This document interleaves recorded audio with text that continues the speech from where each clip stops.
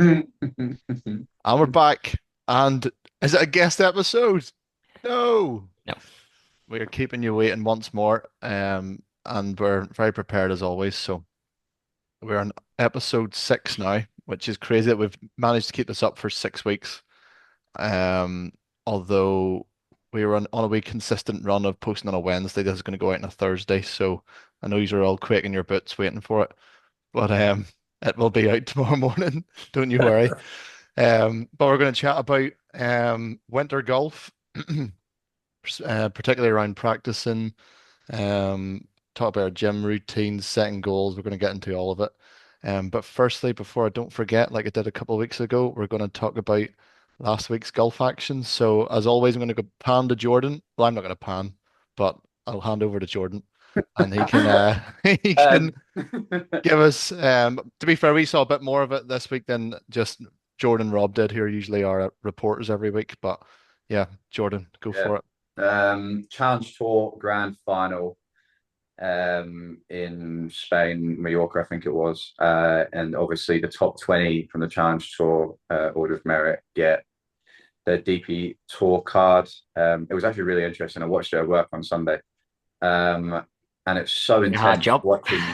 watching boys playing. And there was at one time, like the last like 5, 6 groups, there was like 3 or 4 boys that were like fluctuating between 20, 23rd, 22nd, 19th, and all that. And it just shows how intense it actually is. And the difference between 20th and 21st is like crazy, crazy. Like it's a whole year and completely different cards, completely different schedule.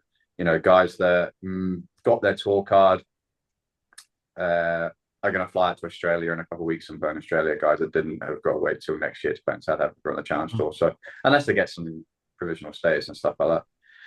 But yeah, there was some couple meltdowns going on. There was a couple highlights.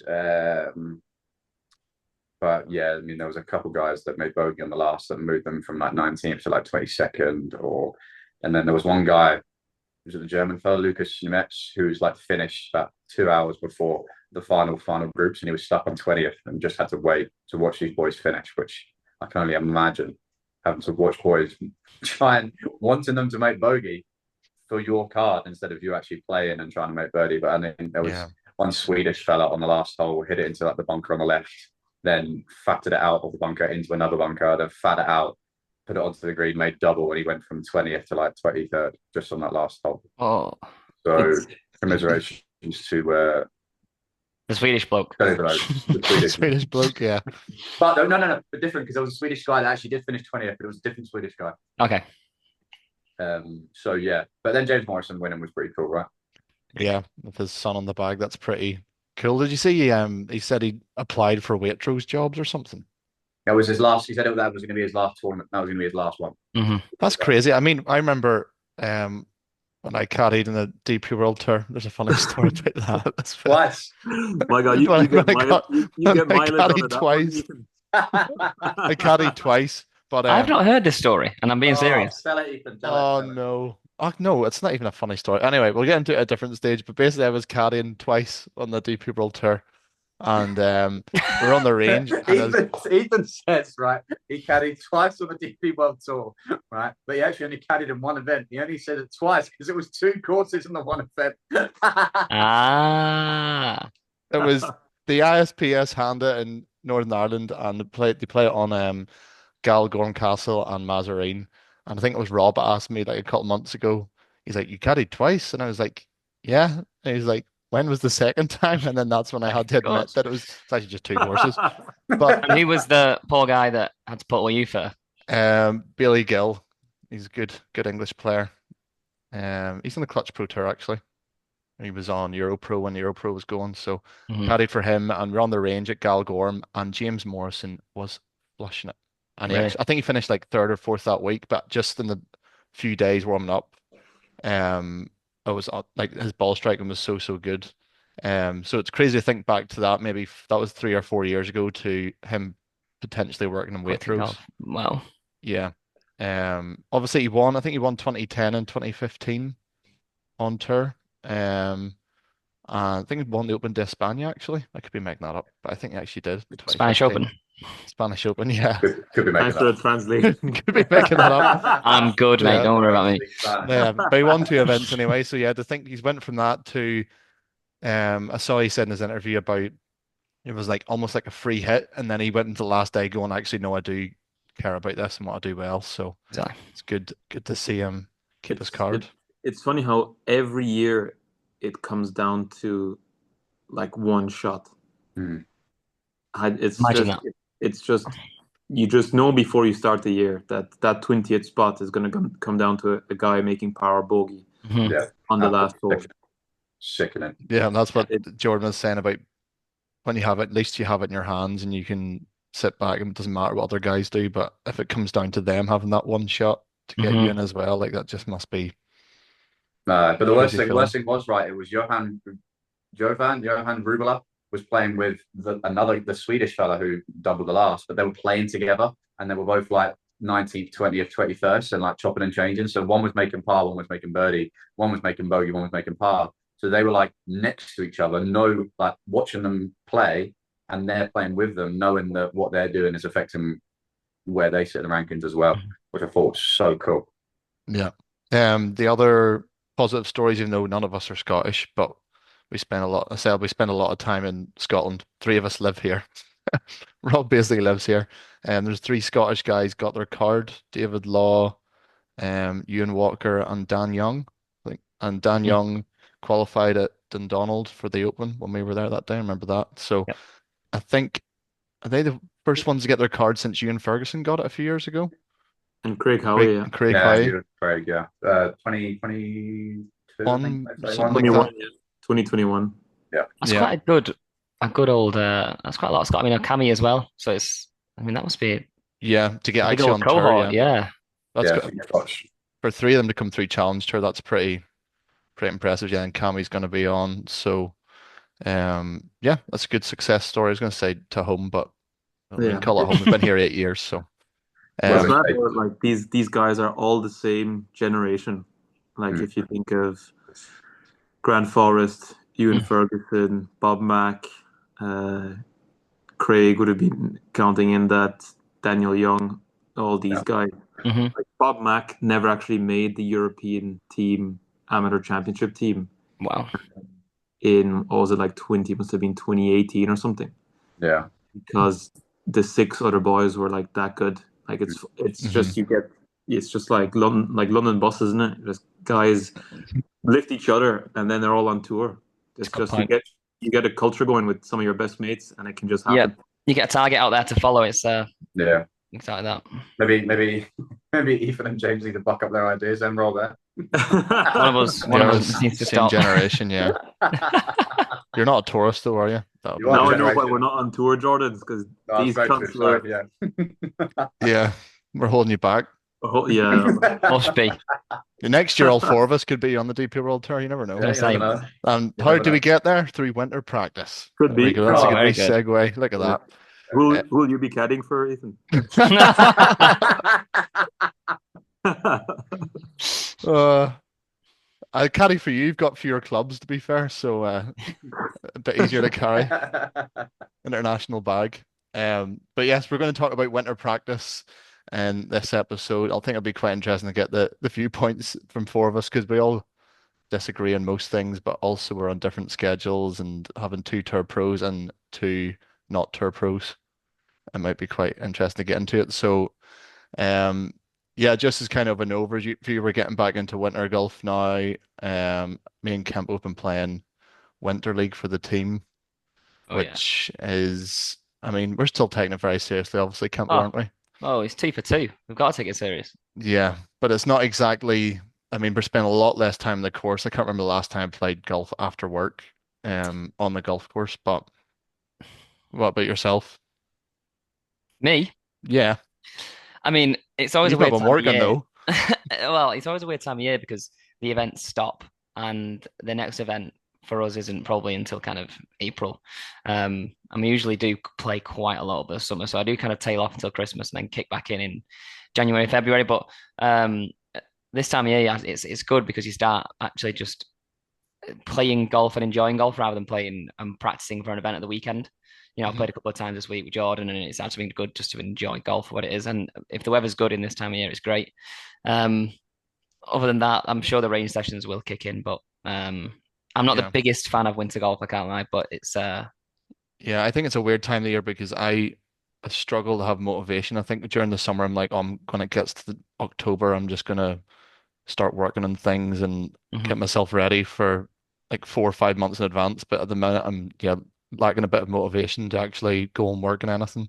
It's kind of just playing those team matches and going through the motions. But Yeah. hopefully, Jordan and Rob can fill us with some inspiration because they're always gunning for us. So It's actually great that you got the winter league stuff. Like I know in Switzerland the season just stops, and it's like 4 or 5 months of intense, like monthly medal intensity, and and then it just stops, and people put their clubs away. And this, I mean, having a winter league is already that's brilliant. Like it's good to separate stuff. Like you do your series and stuff in the summer, but then it's good if you like in these matches, these match plays, you can take the intensity off and Exactly. kind of yeah, just play more freedom golf Exactly. and Yeah.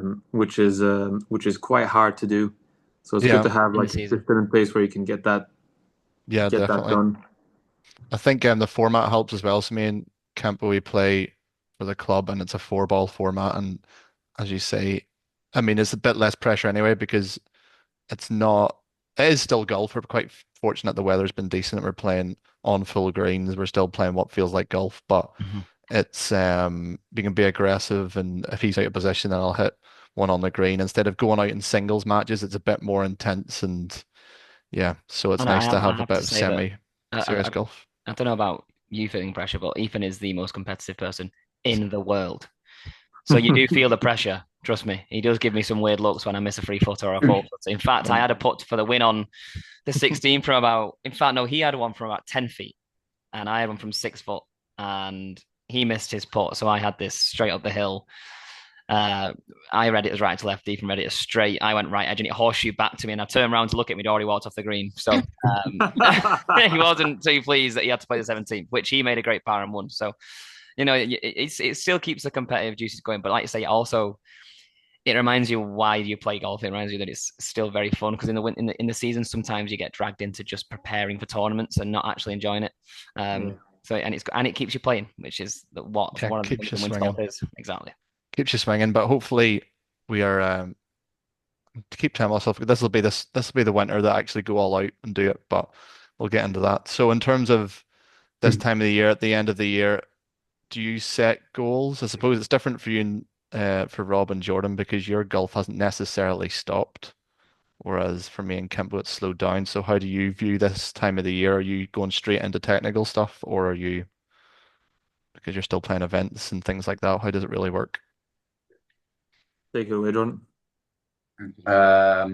Yeah, there's got to be, yeah, there's a little, what it is for me is when you play all season long and you don't necessarily work on technical stuff, you get sucked into your bad habits. I think it's always good to have like a month of reset. So that's what I started doing about 3 weeks ago, is resetting my swing, getting back to where it was at the start of the season and the middle of the season, and not getting sucked into these bad habits of swings and this, that, and the other. So it's almost like a bit of a reset, ready to go for me, ready to go to Spain in January.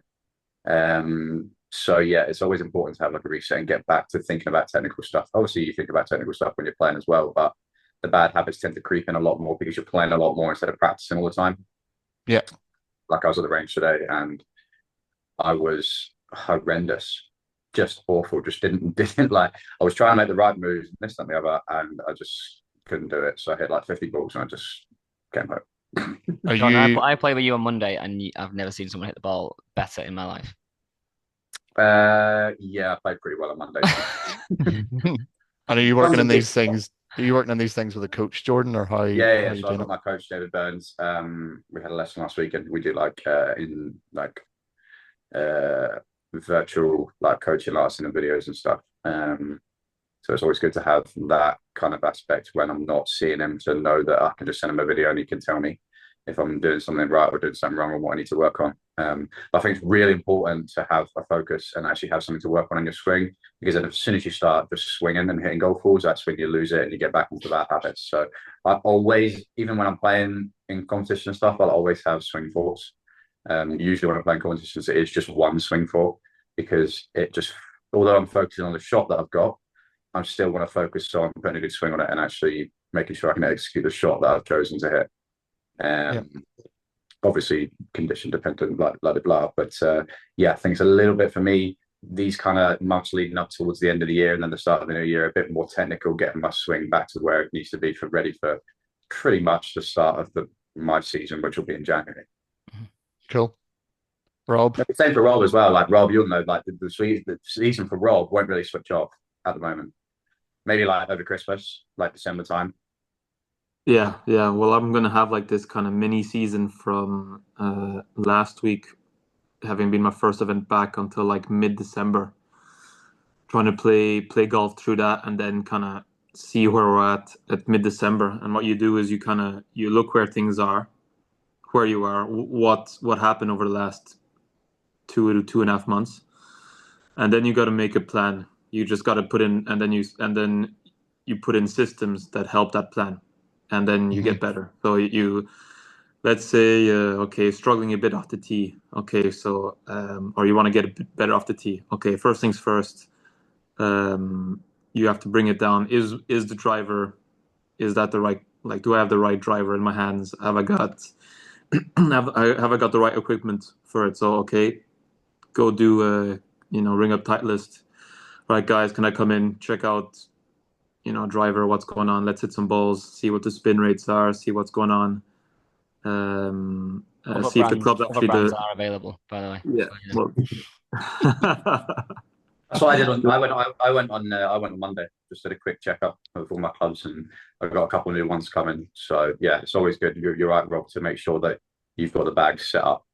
Yeah, a lot of people like wait until January, February, March to get their clubs checked, because it's kind of like, when your summer's approaching and you're like, Yeah, get into playing oh, time.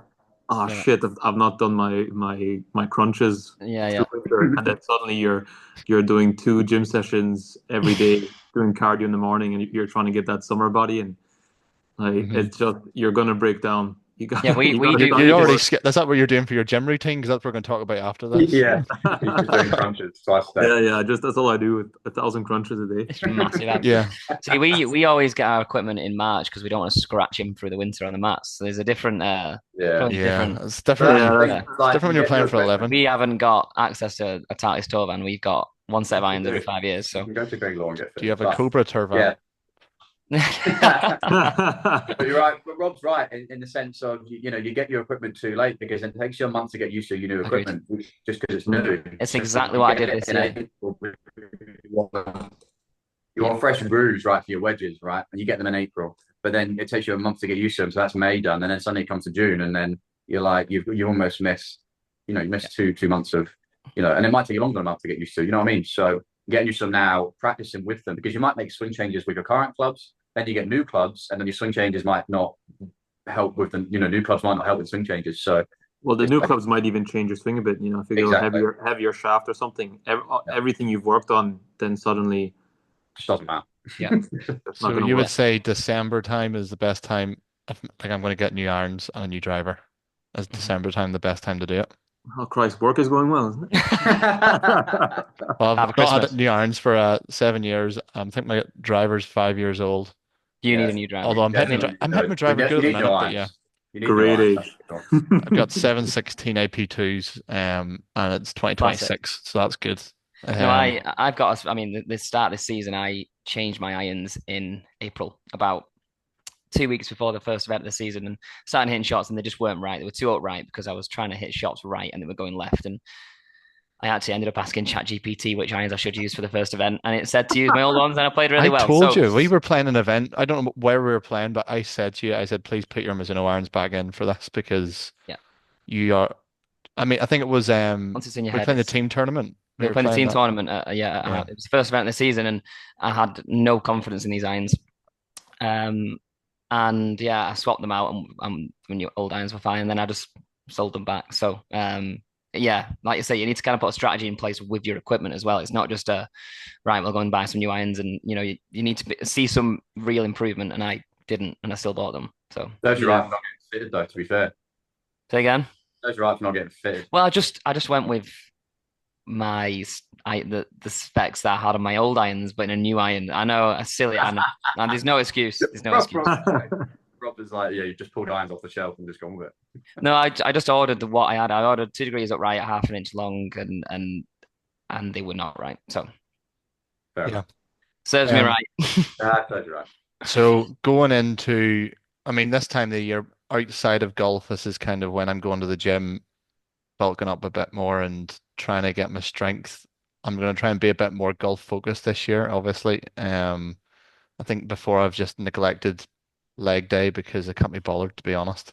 Between playing golf, running, and going to the gym, it's like leg day is the last thing I want to do. But I've kind of came to the conclusion that you need a solid base for golf and everything you want to do. So that's something I'm going to focus on this year. Kempo, what about you? What do you do gym golf specific stuff in the gym No, or not really. I mean, obviously, I go to the gym, but I mean, I have started working legs in to my workouts very recently, and like you say, usually I'm just gonna go and I know Rob's laughing because Rob's probably the opposite. Rob will probably only hit legs. No, I'm just laughing because you got something sticking on Oh, it's a top of cowboy your hat. head. looks like you're wearing a hat? You know what this is from? That's from It's a weird that's shape, Kempo. Honestly, It looks like a snail's on your head. yeah, where? Ariba? it looks Oh, like that's like well, that's that. from West Side Rodeo. There It you looks go. like that R9 haircut. Yeah. Yeah, I better move that. But no, I agreed. If if you were to put in 6 months of in the off season of good gym work and add a strategy to what you were doing, but you'd definitely see an improvement. So it's something that I do need to start, but it's yeah, you just need to be kind of responsible and mature about it and realize that you're gymming for your sport and not just gymming to look good. You know. Yeah. Rob and Jordan, Rob, you might be a bit, your recent gym More sessions might be qualified. more different to because of your rehab and stuff as well. But are you still doing your lower body stuff even though you were recovering from your shoulder injury? Yeah, yeah. I mean, I couldn't really do much to be honest, but you just do. You got to find a way to get you. You have to have a really robust body to play golf. Like you have to, if you're a pro golfer, you're probably playing events 30 weeks of the year, 30 out of Hmm. 52. You're playing nearly every day. Your tournament golf is 4 rounds of 18 holes, plus your practice beforehand, plus you need to somehow still be able to work on your game. So your body needs to be robust. You got to be able to take punches, like a lot of punches. So you build your gym routine around that. So you have to be able to really withstand a lot of power, a lot of strength, Hmm. and your body needs to be able to sustain like a hard force. And the only way to do that is really to lift pretty heavy, and to then combine that with like you gotta, let's say you do something pretty simple like 3 sets of 4 reps on pretty heavy squat, like let's say 130 140 kgs, and you're combining that superset with like we do, like hurdle jumps into just something that will really just get the fast fibers working. So you're doing supersets, um, you have to build explosivity, and then you have to build Hmm. robustness as well. That's what you have to do as a golfer. And then on top of that as well, you have to have the legs and the stamina to walk. Like if you're playing 4 events in a row, you're going to be walking 60, 70, about 280 kilometers in 4 weeks. Some people do that as a challenge to raise money for charity. Yeah. So And you got to be able to, one of the best things to do is during winter, like go on long walks, go on hikes. Hikes is brilliant. The my physio says, if you can do cycling long cycles up hills, Mountain cycling is probably the best thing you can do as a golfer, pretty much. Mhm. And Yeah. Yeah, I'm at the combination of I was with my physio last week and we did like a comparison of the two things in golf you kind of need are strength and explosive power. Hmm. So we did a few tests and stuff and we found out that I'm more explosive than I'm strong. So we're building strength more than we are explosiveness. It's not to say it's all strength, but it's like 80 strength, 20 explosive. So, and it is, like Rob said, it's heavy, less reps. It is just, yeah, Yep. heavy less reps. It's not a case of muscle endurance is great, but to hit a golf shot, you are being explosive. You're swinging a golf club 100 miles an hour, whatever, for 2 seconds, 1 second, right? So you've got to be explosive and have the strength to control the explosiveness. And then there's a little bit of cardio in terms of, the walking, the practicing, even the traveling and stuff Yeah, like I was that, gonna say making sure you traveling. get Yeah. good sleep and that sort of stuff. So yeah, for me at the moment, it's a bit more strength than being explosive because I'm more explosive than I'm strong. So it's about finding a combination, less than so much of the, when you say like golf specific, it's not necessarily doing golf specific exercises. You're just doing, stuff that's going to help you perform better, whether that's yeah, squatting Yeah. or deadlifting or bench press or anything like that. yeah, you're not building a golf specific body. You're building a body that's capable of producing power and withstanding it as well. Yeah, Yeah. exactly. It's the control. It's like it's almost like when you do deadlifts. It's as much as it's pulling it up as it is going slow on the way down. Yeah. Yeah. You gotta. I mean, the worst place you can be in is if your dynamic power, your dynamic ability is stronger, like is way stronger than your strength, Yeah. Hmm. your overall robustness and strength to be able to withstand that. Then you get cases like this is where guys get back problems. Yeah. Torres, is a perfect example of a guy who's so dynamic but hasn't got the strength to withstand that dynamic Force, power. yeah. Mhm. And then you get into all sorts of like hernias and issues with the game. So you got to Yeah. do both. Are you are you guys working flexibility into this as well? Do you do any range of motion stuff, or is it purely, I don't want to say purely, but is it majority strength and explosive power, or are you doing in the gym, for example, are you working on any flexibility movements to improve your range of motion in your swing?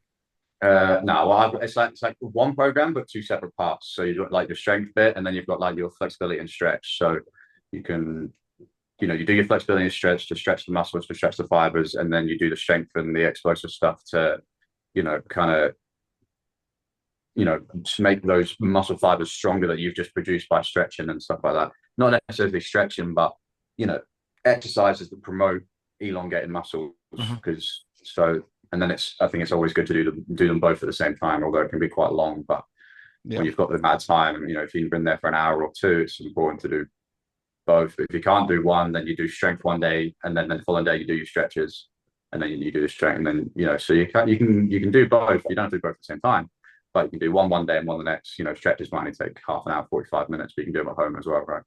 Yeah, I think it's just because it's one of those underrated things because I think more and more golfers or tour professionals look like athletes, but you still have the likes of the Shane Lowrys and the John Rahms who don't look like they're athletes, but their range of motion, their Incredibly. flexibility is so impressive for like Uh, bigger guys.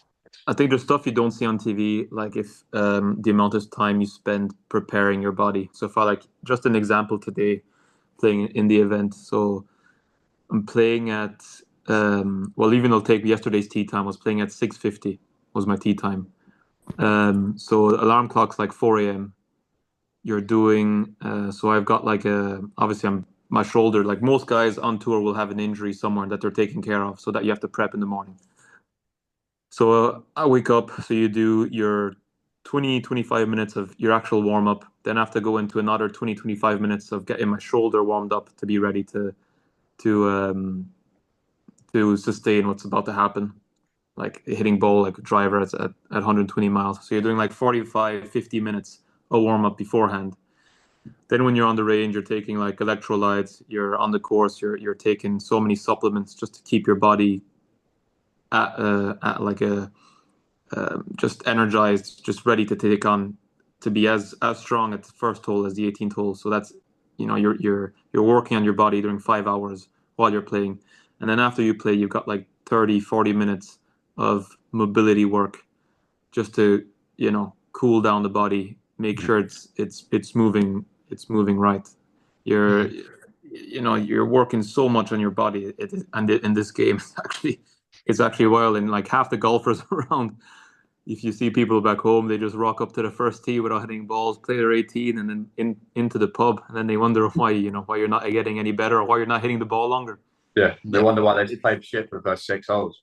yeah, yeah. There's Yeah. no secret. Like you Yeah. It's one of got to the put the work in. even the likes of me and Campbell who are in good shape. Like I still need a decent warm up before I go out and play on a Saturday or Yeah, play an you're quite event. disciplined at that. You do go in stretch, and you do kind of 10, 15 minutes at least. Whereas I kind of just hope that my resistance band that I pull out the bag on the first tee sometimes. Yeah, Yeah. it's also every issue But I've got. you can feel it if you go round the back, go to the nets, like the first swing, you feel stiff as a board. Like you do You need to do. actually For sure, yeah. warm up and yeah, I don't know how people have some people there's just these outliers who can just show up and play good golf, but um I think yeah, people underestimate how much prep. I say how much prep, even a little bit goes a long way. If it's 5 or 10 minutes going and stretching, getting your body ready instead of standing the first tee and swinging it as hard as you can with driver, that's not really going to Exactly. work out for most people. Yep. Cool. So we're going to move on to, I suppose, more the practice element in terms of golf practice. So off the course at the moment, what are you, we kind of chatted about it earlier, but what are you focusing on in particular at this time of the year? Of course, it might be different if you're still playing tournaments like Robert Jordan, but um, yeah, what's the main focus at that minute? Kempo, we'll go to you first. Um, This is like off the course. This is actually the practice ground or the range, putting green, whatever it yeah, might no, I be. think so. Last winter, I had quite a few lessons and had a decent strategy in play. And to be fair, I did kind of see the benefit of this season. I had a decent season. I did improve, and I think I'm just going to continue with that. Use same coach, and have a structured, probably see him maybe 6 times, kind of every 3 or 4 weeks. And speak to him and say what my goals are next year. I think if you can get a coach and you are clear with what you want to do next year, be that qualify for a final open qualifying, that kind of stuff. Hmm. Just kind of gives him an idea of what you wanted to work towards. Um, and where you see yourself being, because if you get those messages mismatched, he might give you the wrong, that kind of stuff. So, yeah, this year I just want to stay kind of in the room and actually be ready to go come March and not rush it in March. And like I said, kind of was joking before, but short game wise, a lot of the time I'll hit balls at the range, kind of once, twice a week, but then I won't do any short game at all.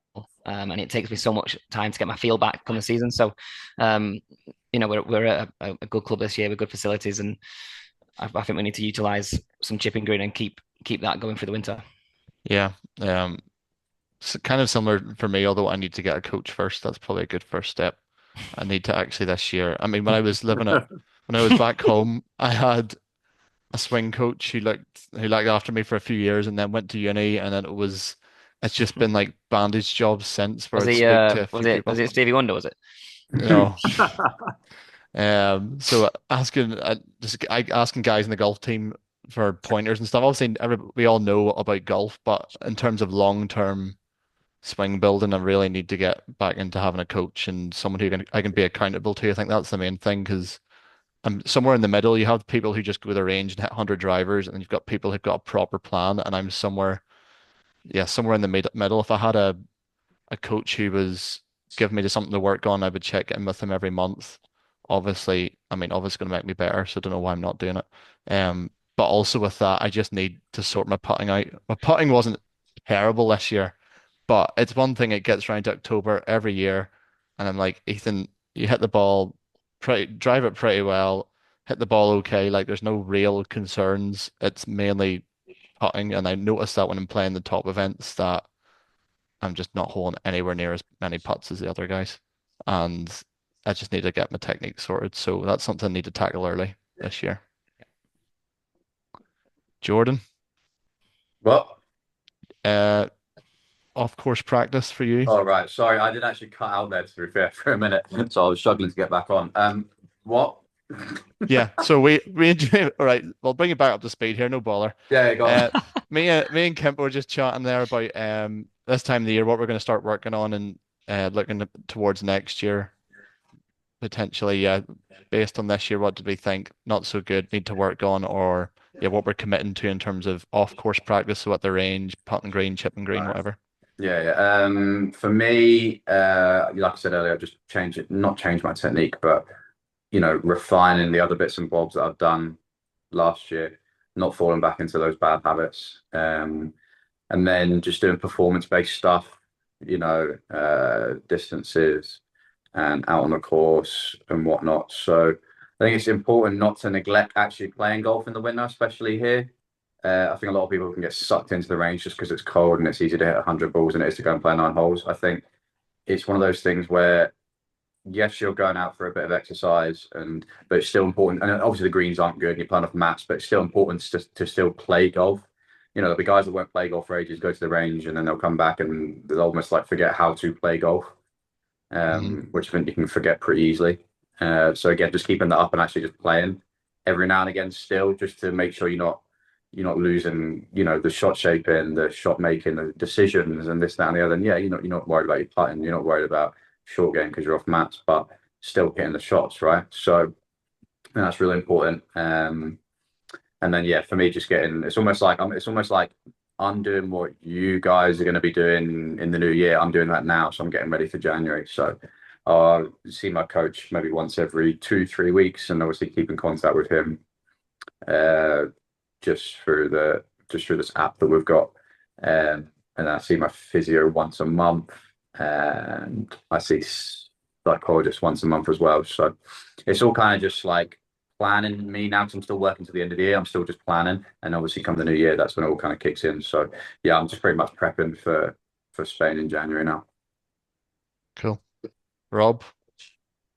Yeah, I think people like one of the major mistakes they do is like they get to November and they're like, right, I'm gonna turn myself into a completely new golfer. I'm gonna be Rory McIlroy so I'm gonna swing like Rory in February, and I'm gonna do everything so different, and I'm gonna swing it so much better.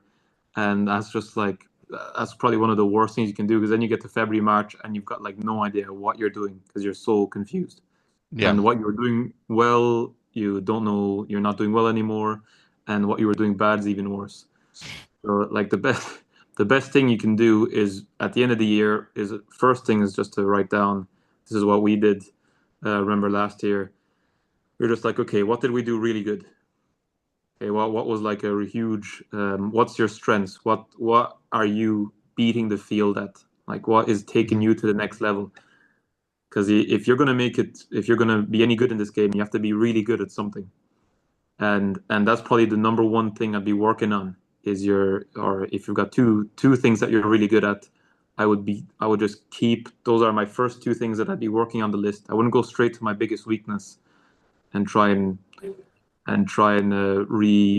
focus all my time and energy in that. You're just trying to make your strengths even better, pretty much, Hmm. because that's what's going to separate anyway in the professional game. If you're going to make it, you need to be a superstar at something.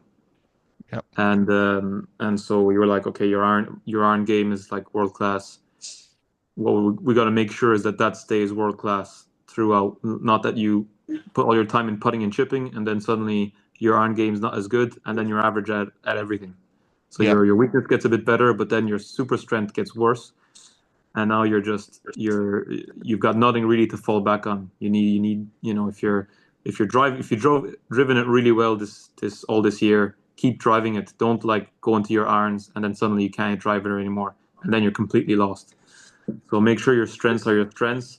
And then something that really spoke to me once, Phil Mickelson said, if you every winter, if you can add a new shot into your bag, then you're gonna start getting a lot better a lot quicker. So I remember like 2 years ago, we decided that we needed a shot off the tee that I could go to if I was driving it poorly.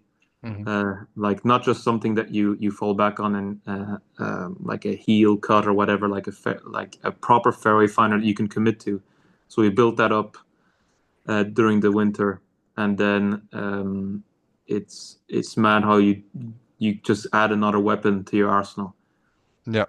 And then I can't tell you how much I ended up using that all throughout the season. I'm even using it now. It's just now it's in your game and you got it. And if you can go and if you're going to go throughout this winter and you're like, what's a shot that I really would really add to my game? If it's a high ball that if you can't hit it high, just go and at the end of every session, work on doing that. And Yeah. if it's yeah, exactly like a stinger driver that you might need if you have a tendency to if your driver goes off that you're starting to hit it everywhere and losing balls, then it's good to have a B game option, and that's something you can work throughout winter. Put in having a Yeah. new shot off the tee. So if you can do that every winter, add one, then it's mad how much I like my game now. If I go to an event and you're not feeling great, like 80 or 85% of the shots I might hit are from these like this arsenal that you build throughout every winter of shots of like just new skills that you put in play and that Yeah. are just because you've worked at it for 6 months, they're now ingrained and you got them and you got them for every time there's a rainy day. That's interesting because I was going to ask as well in terms of your off-course practice, how much of it is purely technique and how much of it is still shot shaping and hitting, say, course-like shots where instead of just looking at swing positions on a camera, you're thinking, I'm going to try and hit 5 yard cuts here. What percentage would that be of your practice compared to during the year? I'm guessing it might be 8 or 90% could be shot shaping on the range. Um, Or that'd be do they kind of more. work together? Yeah, it depends what your like your skills or your what kind of player you are. Like there's so many guys out there on tour. I think the shot shaping skill is is something that's been overrated and overused completely because Tiger said a few times in the podcast that In our you know podcast. in our podcast he's our guest next week by the way. That's why I've been waiting. Sorry, I ruined the surprise. He came out and said, "Oh, to win majors, you got to be able to hit the 9 shots." Yes, You the know, Windows thing. Yeah. the Windows thing, yeah, and that's just complete like bollocks. Like There's our clip. Tigers talks Yeah. bollocks. Well, the thing is, not everyone's Tiger Woods that they can do that, right? Yeah. Um, Well, yeah, he but also says he feels he anything in his really hands, so he hardly did that often. Like maybe yeah, when he was feeling his A game, but he had that maybe like 20% of the time. The rest of the time, he felt one shot, you It's know, fine. got to the range, he was feeling his draw with the irons. He'll probably be play a draw 90% of the time. yeah, absolutely. I mean, I'll back that up because I I like to see left to right ball flight. So my driver's set flat, my wedges are set flat, my driving irons, my free woods, they're set all 1 degree flat. Not because that suits my swing, but because I like to see the ball move left to right, and it just helps promote a left to right ball flight. So my clubs are just set up for me to hit it left to right. I rarely, very rarely hit it. If I hit a bad one with my driver, it's more likely to overfade than it is to draw. So I know where it's not going, and it just helps so much for me to know that I can just aim down the left side of a hole, mhm. left side of a green, or if the flag's on the left, I'll still aim left, and I'll be playing for the middle of the green. I just hit one shot. I try and hit one shot straight all the time. Yeah. I Yeah, think we kind of mentioned this before, but it is so true. Like I'm the opposite with Marins, where I like moving it right to left. But so if I have a par three and the pin's on the right, I just go, oh well, I'm playing the middle of the green today, or I'm playing the left side of the green because I'm not going anywhere near that. Mhm. And it is hard to get used to at the start, but then you just kind of accept, well, even if I hit it 20 feet, as Jordan said, it's easier to hole a 30 footer than it is to chip in. So you just have to be disciplined and play your shot instead of trying to hit that left to right shot you're not comfortable with, ultimately missing the green and then making bogey when you could have played the middle of the green. So um moving on to on the course, we kind of Jordan chatted about it a wee bit. This time of the year on the course, are you saying, Jordan, so for example, you've got one swing thought, but if you're working something technical during the winter and you go on the course, are you still only having one swing thought, or are you getting a bit more in your head with what you're doing? No. I'll No. just have one swing thought on the course because I think, and even if you're paying to practice, it's always Yeah. good to perfect one thing and then you can move on to the next. So even like when I'm practicing, I'll have three balls in front of me. I'll group them up into three. So I'll have my first ball will be backswing, my second ball will be downswing, and then my third ball will be all of them together. So yeah, even on the course, I'm always trying to do one thing really well because then once it's like ingrained, you kind of do it naturally, and then you kind of just have it as a process. So at the moment, I'm trying to keep my height on the backswing. So if I'm practicing, I'll do that for my first ball, whatever. And then I'm on the course. All I'm like, for example, when me and Ken played on Monday, all I was trying to do was keep my height on my backswing and then, go into it on my left. So that my swing foot was trying to keep nice and tall on the way back. And then once, I've hit enough balls and I get used to that, it just becomes natural that I'll do that. Then I can start working on something else. Cool. Can't believe we've not heard from you in a while. You have to repeat the question. This is a long Uh, explanation. when you get onto the course, what's different when you're on the course at this time of year? Because obviously we're talking about the courses aren't quite the same. It's a bit soggier, where maybe we're in a different position where we're not playing tournament level courses, and it can be a bit more difficult. So when you get onto the course when we're playing a match, well, when we're playing a match is a bit different. But say me and you went out for a bounce game on a Saturday now. What are you thinking based on your range practice? Are you bringing that onto the course, or are you just playing like you normally would? Again, I think it's similar to what John said. You kind of you do the harder work on the range, and even at this time of year, you go on the course. I'll still be thinking about it, but and again, you're probably asking the wrong person because I do think about these things probably too much on the course. And this time of year is actually good because I have to just go out and actually don't really think about positions, and usually I have to play better golf. But it's yeah, it's a kind of a time of year for experimenting, isn't it? And trying the fields that your instructor or your coach has said. But yeah, no, it's similar for me. Similar, Yeah, not I very was good. gonna say the priority really, and we did quite a good job of it last year, is just try to play as much golf. It sounds obvious, but it's easy when during the summer to go and even play 9 holes after work. It doesn't get dark till 9:30. Whereas for us, I think unless we have a match, I'm struggling to tell myself to go play golf. Whereas if we've got a game booked at Crail or Yeah, on a links course somewhere on a Saturday or Sunday, even though we're going for fun, actually hitting chips off the turf instead of hitting off mats, and these wee differences do add up. I think by the time you yeah, get to March, April time, you're not like, wow, I have to play a tournament now and I've barely hit that's any it. Yeah. chip shots from the And grass. So I mean, we are different to Rob and Jordan. We have a full-time job, and you need to. and a fraction of It's the a talent. and a fraction of the time, of course. But it's also a job in itself to keep playing. We know we need to do it because it does pay dividends come March. But on a rainy Saturday or a rainy Sunday, it's not always the thing you want to do in the winter. But good to, like John said, just getting out and playing. It's a skill in itself to get the ball in the hole, and sometimes you can lose that over the winter months when you are just beating balls. So um, that is something that we really do need to find the time to do. Yeah, I think that's back to Rob's point about us having something like Winter League that, of course, we're still taking very seriously, but it doesn't have the same intensity. But it means that you're forced to be in a position where you're not out in a bounce game. You've been on the range maybe a couple of times that week, and then you're thinking, "Oh, I need to think about this," because you actually Yeah, have the match to concentrate on. So you're yeah, literally going, I need to hit it here, need to hit it here," and exactly. that's the kind of skill you don't want to lose. It's that it will be playing consequential golf still. We still got a tight line chip that we still want to get close. Whereas, if we were just playing with whoever on a Saturday, it's you just kind of you go 6 months without having any consequence on any shot you hit. Whereas Winter League does kind of keeps your head in the game. So Yeah, but it's a great time though to start testing mhm. some different like things you want to put in play. Let's say you want to get better at hitting the high fade. That Winter League then straight away is perfect opportunity, Mm, bit of pressure to Exactly. to okay, normally I'd hit a draw here, but this winter I'm trying to get a high fade, like have a go-to high fade shot if there's if the greens are firm or whatever.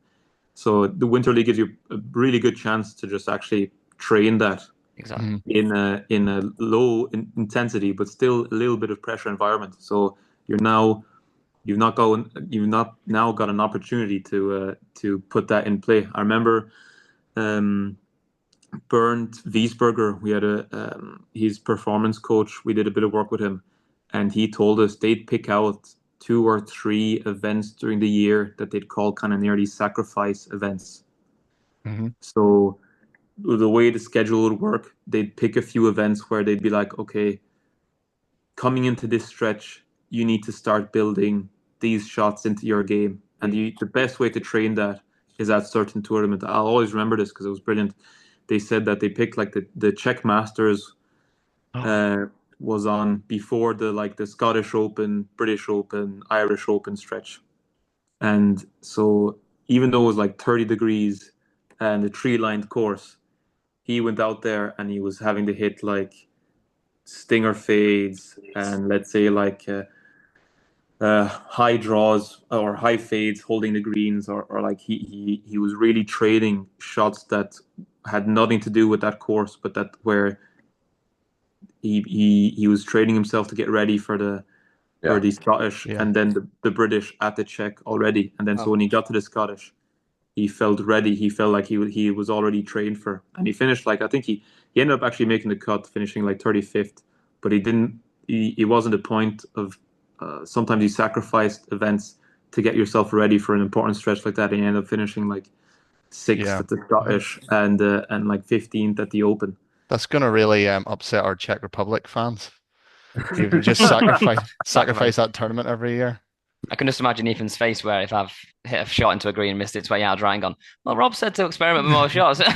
Yeah, I was gonna say you're Oh, gonna see some funny Yeah. shots next week, Yeah. Tempo. that was Ethan's good. face. What? Where you can have a check in, yeah, in a couple of weeks. I think we're keeping that pairing. Hopefully this doesn't get round the summer league, the summer league, the winter league. And we're keeping that pairing together. Yeah. But no, it is good fun. Yep. We've covered quite a lot there. I think we're nearly bang on an hour, so I think we'll wrap it up there. Yes, we will get a guest on at some stage. It's in the works. There's a 50% chance it's Tiger Woods. I'd say Yeah. so, yeah. Oh, that's something yet to keep an eye on. So maybe next week we'll have it. I think we will have a guest next week. We've got a few in the works, so don't want no spoilers just yet. Not because we don't know he's coming on, of course. It's just we don't want to spoil it. We don't know he's coming on. So Whoever replies first. so yeah, you No, reply just first. whoever. No, just whoever replies. Yeah. It could be Kempo with that hat on next week. Yeah. My Western cousin. Yeah. He's from Texas or mate from He Texas just on won the the Valero scholarship. Texas He Open. just hits Yeah. high hooks instead. Yeah. So yeah, thanks for tuning in as always. Follow us on Instagram, TikTok, and yeah, see you in the next one. Cheers, guys. See ya. Yeah, guys. Here we go.